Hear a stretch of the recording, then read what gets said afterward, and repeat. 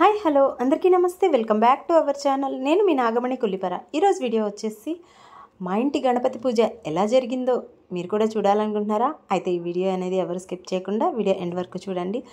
మా ఇంట్లో వినాయక చవితి ఫెస్టివల్ని ఏ విధంగా జరుపుకున్నాము, పూజ ఎలా జరిగింది, అండ్ అలాగే ఇక్కడ ఈ వీడియోలో అయితే వినాయకుని కథ ఉంటుంది కదండి, ఆ కథని కూడా ఎక్స్ప్లెయిన్ చేశాను. సో వీడియో అనేది ఎవరు స్కిప్ చేయకుండా ఎండ్ వరకు చూసి మా పూజ ఎలా చేసుకున్నాము అనేది చూసి వీడియో ఎలా ఉంది అనేది కింద కామెంట్ సెక్షన్లో కామెంట్ చేయండి.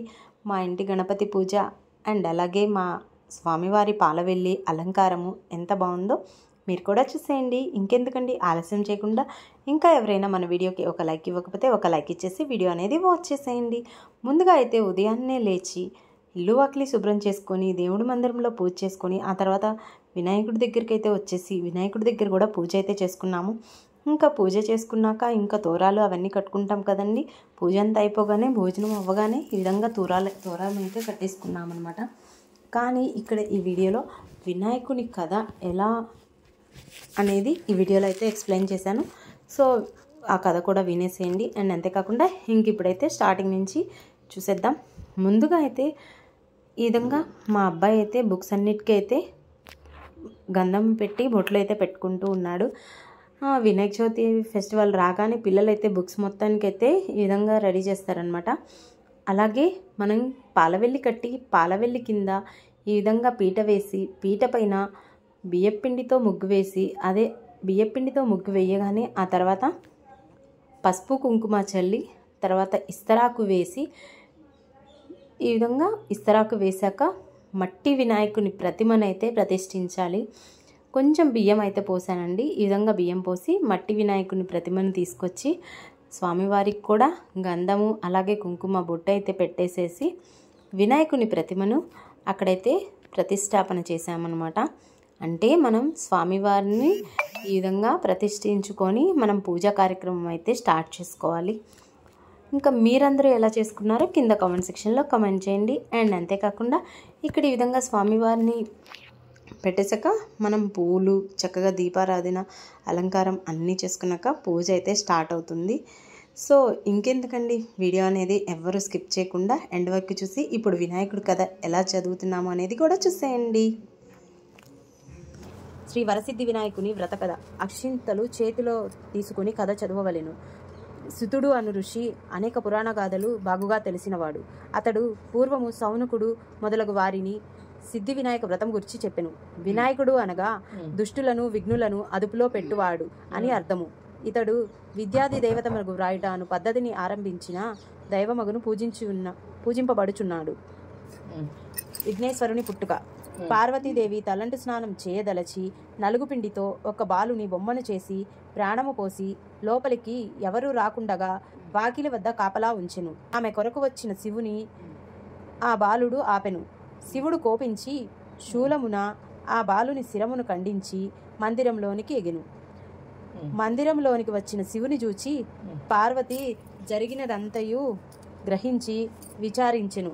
శివుడు ఆమెను ఓదార్చి ఉత్తర దిశగా తలపెట్టి నిద్రించుచున్న ప్రాణి తలను నరికి తెచ్చి ఆ కుర్రవాని మొండెమునకు అతికింపుడని పరివారమునకు ఆదేశించెను.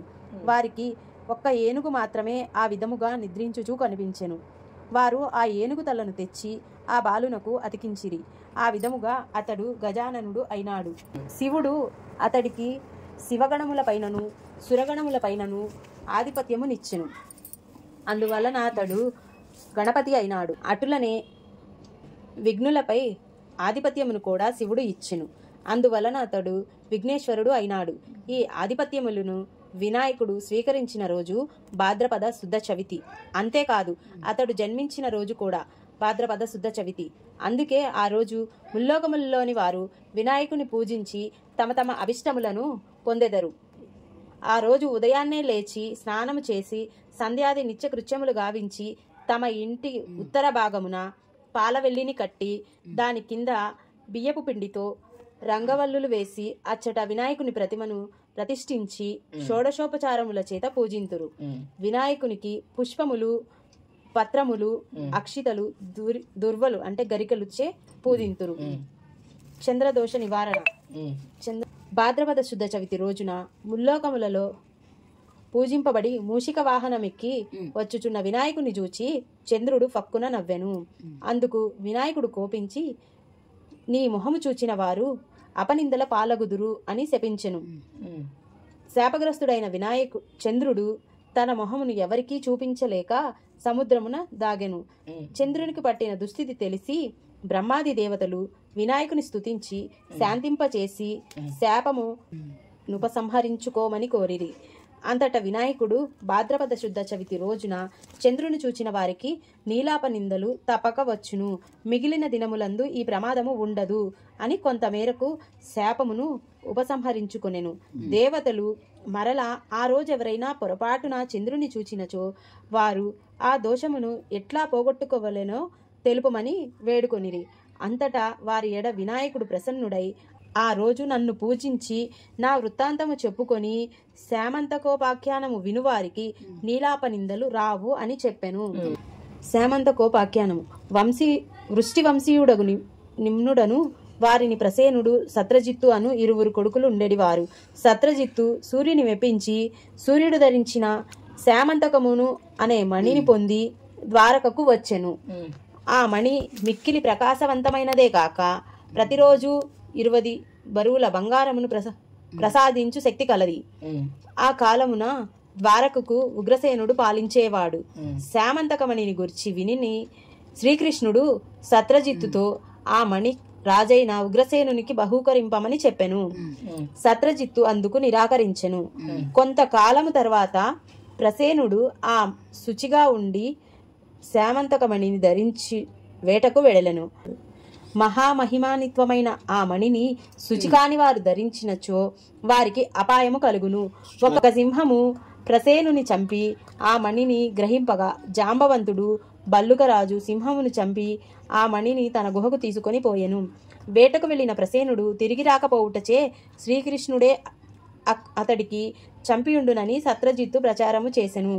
ఆ అపవాదుల వలన భిన్నుడై శ్రీకృష్ణుడు తన పరివారముతో బయలుదేరి ప్రసేనుని జాడలు, అతనిని చంపిన సింహపు జాడలు, జాంబవంతుని జాడలు అనుసరించి జాంబవంతుని గుహకు చేరి మణిని తీయునంతలో జాంబవంతుడు వచ్చి కృష్ణునితో యుద్ధమునకు తలపడెను. యుద్ధము భయంకరముగా 28 రోజులు సాగెను. మహాపరాక్రమవంతుడగు జాంబవంతుడు తన బలము క్షీణించుట గ్రహించి శ్రీకృష్ణుని సాక్షాత్తు విష్ణువుగా గుర్తించి శరణుజొచ్చి శామంతకమణిని తన కుమార్తెయగు జాంబవతికి శ్రీకృష్ణునకు సమర్పించెను. కృష్ణుడు ద్వారక చేరి ఆ మణిని సత్రజిత్తుకు అందజేసి జరిగినదంతయు వివరించెను.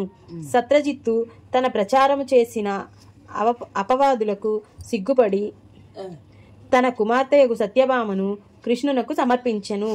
ఈ విధముగా నీలాపనిందల వలన బాధపడుచున్న కృష్ణునితో నారదుడు, నీవు భాద్రపద శుద్ధ చవితి నాడు చంద్రుని చూచితివి, అందుచే నీలాపనిందల పాలగుచుంటివి. వినాయకునికి పూజించినచో అపనిందలు తొలగిపోవును. శ్రీకృష్ణుడు అట్లే చేసి నీలాపనిందలను తొలగించెను. కృష్ణుడు కూడా వినాయకుని పూజించాడు. కృష్ణుడు అది వినాయక చవితి, వినాయక వ్రత మహిమ. ఈ వ్రతము చేసినతో విద్యార్థులు విద్యను, ధనార్థులు ధనమును, సంతానార్థులు సంతానమును, వివాహము కోరువారు వివాహమును, మోక్షము కోరువారు మోక్షమును పొందుదురు. అన్ని కులముల వారు స్త్రీలు పురుషులెల్లరూ ఈ వ్రతమును చేయవలెను. ఈ వ్రతమును చేసి పూర్వము ధర్మరాజాదులు రాజ్యమును దమయంతి నలుని పొందిరి. వృత్తాసురుని చంపినప్పుడు ఇంద్రుడు, సీతను వెతుకునప్పుడు శ్రీరాముడు, గంగను భూమికి తెచ్చినప్పుడు భగీరథుడు, క్షీరసాగర మదనము చేయునప్పుడు దేవాసురులు, కుష్ఠవ్యాధి నివారణకై సాంబుదుడు ఈ వ్రతమును చేసి తమ ప్రయత్నములో అఖండ విజయము పొందిరి. అటులనే ఏదేని బృహత్కార్యము తలపెట్టిన వారు వరసిద్ధి వినాయక వ్రతమును అనుసరించి కార్యోన్ముక్తులైనచో తప్పక విజయము సాధింతురు. వినాయక చవితి రోజున చంద్రదోషము పోగొట్టుకునుటకు ఈ క్రింది శ్లోకమును జపింపవలయనని ధర్మసింధువున ఆదేశము కలదు.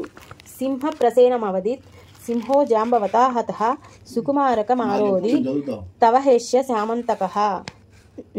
ఇప్పుడు ఈ శ్లోకం చదవండి అందరూ. సింహ ప్రసేనమవదిత్ జాంబవతా హతః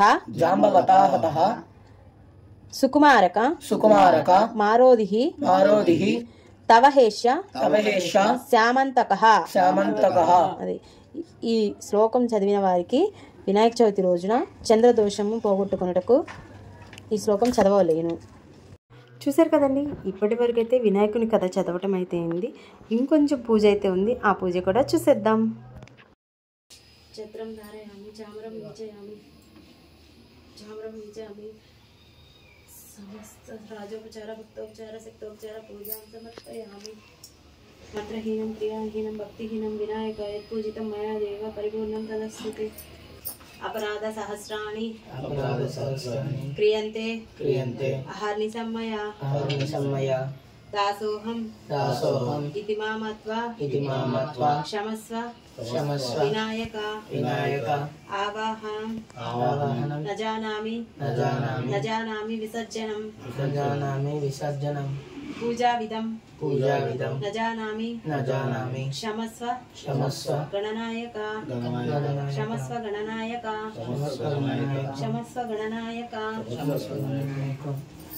సో ఫ్రెండ్స్, చూశారు కదా మా వినాయక చవితి పూజ ఎంత చక్కగా చేసుకున్నాము అనేది. సో మీ అందరికీ వీడియో నచ్చిందని అనుకుంటున్నాను. వీడియో నచ్చినట్లయితే ఒక లైక్ చేసి మీ ఫ్రెండ్స్కి ఫ్యామిలీ మెంబర్స్కి షేర్ చేయండి. కొత్తగా ఎవరైనా మన ఛానల్ని చూస్తున్నట్లయితే సబ్స్క్రైబ్ చేసి పక్కనే ఉన్న బెల్ ఐకాన్ని క్లిక్ చేయండి. ఇంకెందుకండి, ఆలస్యం చేయకుండా మీరు కూడా ఎలా పూజ చేసుకున్నారు అనేది కింద కామెంట్ సెక్షన్లో కామెంట్ చేయండి. మరొక నెక్స్ట్ వీడియోలో మళ్ళీ కలుద్దామా? Until then, keep watching. Stay tuned for more videos. Nagamani Kollipara. Bye bye. Next వీడియోలో మా ఇంటి దగ్గర వినాయకుడి పందిరి అయితే వేస్తారు. ఆ పందిరిలో ఇది 5వ సంవత్సరం గణేష్ ఉత్సవాలు అయితే చాలా చక్కగా అయితే జరుగుతున్నాయి. ఆ వీడియోస్ కూడా నెక్స్ట్ వీడియోస్లో అప్లోడ్ చేస్తాను. ఇంకెందుకండి, ఆలస్యం చేయకుండా కొత్తగా చూస్తున్న వారైతే సబ్స్క్రైబ్ చేసేసి ఈ వీడియోకి ఒక లైక్ ఇచ్చేసి ఎలా ఉంది అనేది కింద కామెంట్ సెక్షన్లో కామెంట్ చేయండి. Bye bye.